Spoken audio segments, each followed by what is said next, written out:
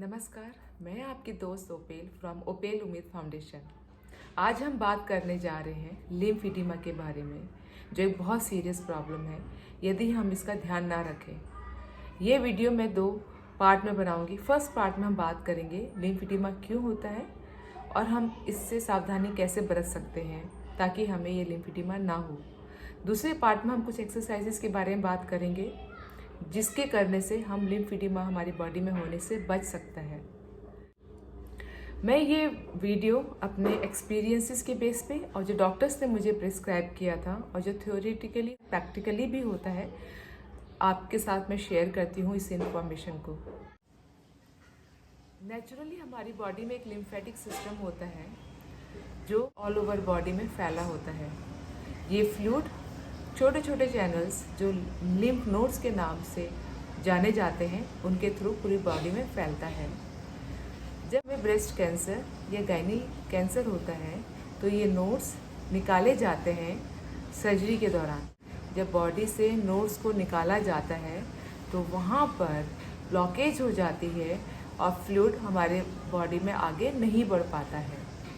उसकी वजह से सारा फ्लूइड टिश्यूज़ में जाता है और स्वेलिंग हो जाती है। उसी को ही हम लिम्फेडिमा बोलते हैं। अब हम बात करते हैं हमें क्या करना चाहिए। सबसे पहले हमें एक्सरसाइज करनी चाहिए, जो मैं आपको दूसरे पार्ट में बताऊंगी। आपको जैसे आपके लिम्फेडिमा एक्सपर्ट आपको बताते हैं वैसे ही आपको उनकी इंस्ट्रक्शंस को फॉलो करना है।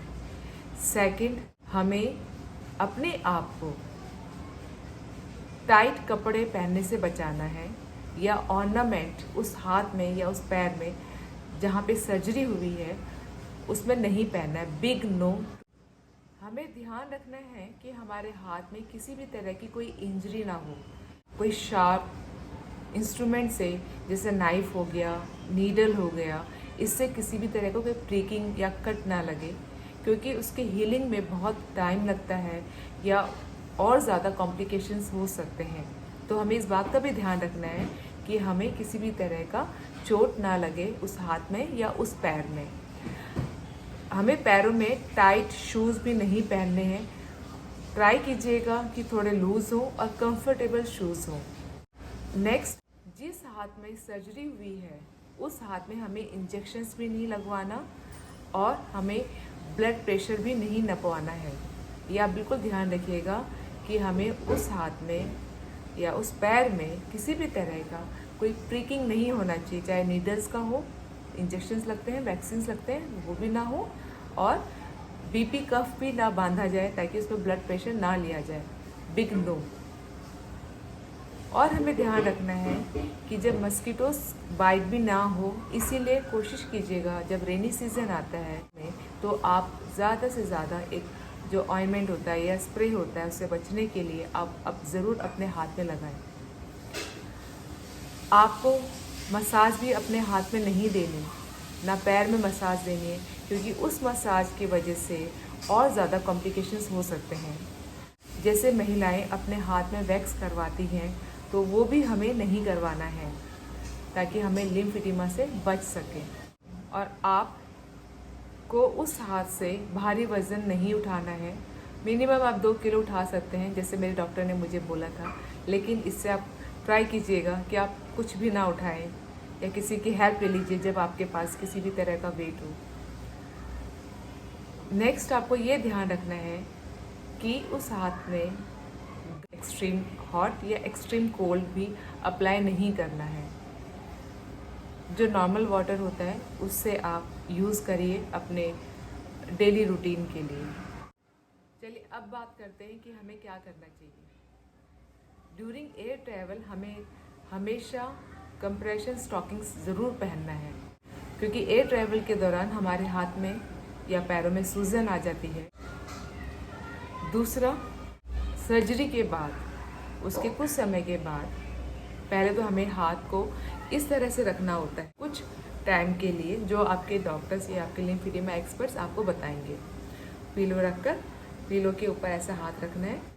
1 महीने या 2 महीने या कुछ समय के बाद वो आप डॉक्टर से पूछ सकते हैं। हमेशा के लिए 2 पिलो साइड में लेकर आपको अपना लिम्फ उसके ऊपर रखना है। चाहे लेफ़्ट है तो लेफ़्ट साइड रखिए, राइट है तो राइट साइड रखिए। हमेशा जो मेरे डॉक्टर ने मुझे बोला था कि लाइफ लॉन्ग के लिए आपको 2 पिलो यूज़ करने हैं और उसके ऊपर अपना हाथ रखना है।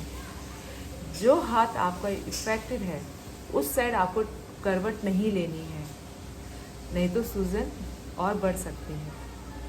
और ये ध्यान रखिए, सूजन कभी भी किसी भी वक्त लाइफ में हो सकता है, कभी भी, इसका कोई टाइम नहीं है। सर्जरी को अगर 10 साल हो गए, 10 साल के बाद भी सूजन आ सकती है। अगर 2 महीने हो गई तो 2 महीने बाद भी सूजन आ सकती है, इसका कहीं कोई समय नहीं है।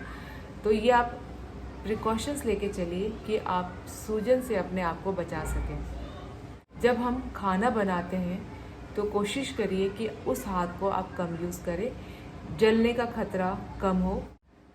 वीडियो को अंत करने से पहले मैं अपने बारे में आपको कुछ बताना चाहती हूँ।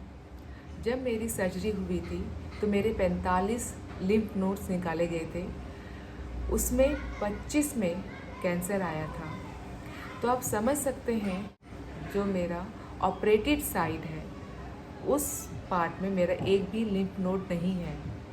तो मुझे बहुत ज़्यादा चांसेस हैं लिम्फेडिमा होने के, और मैं अपने बहुत प्रिकॉशंस लेती हूँ। तो आप ये देख सकते हैं मेरा यह हाथ, मैं ऐसे भी कर लेती हूँ, ऐसे भी कर लेती हूँ, और मेरी माइल्ड स्वेलिंग है। अपने हाथ जो जो मुझे डॉक्टर्स ने बताया था मैं पूरे फॉलो करती हूँ इंस्ट्रक्शंस। जब आपके स्वेलिंग हो जाए तो सबसे पहले आपको लिम्फेडिमा एक्सपर्ट के पास चले जाना है, चाहे माइल्ड ही क्यों ना हो।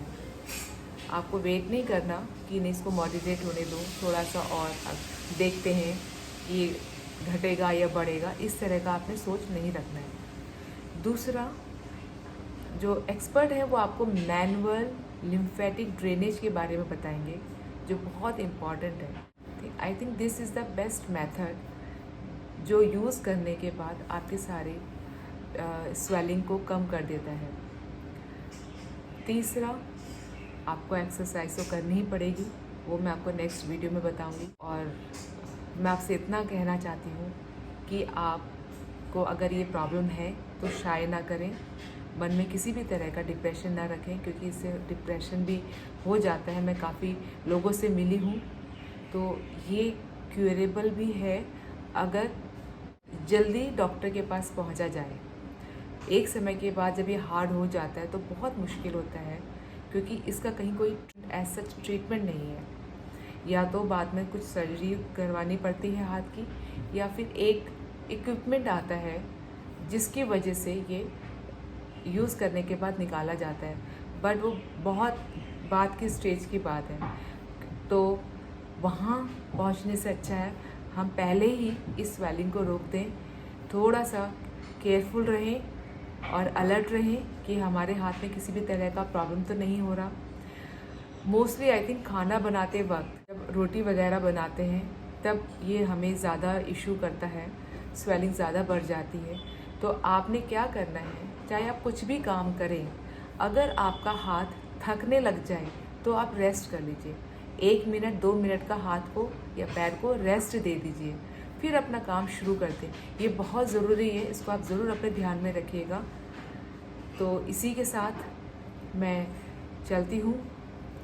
आप अपना ध्यान रखिए, खुश रहिए, और अगर किसी भी तरह की कोई क्वारी है तो आप प्लीज़ कमेंट बॉक्स में ज़रूर लिखिएगा। और नेक्स्ट वीडियो के साथ फिर मिलती हूँ। धन्यवाद।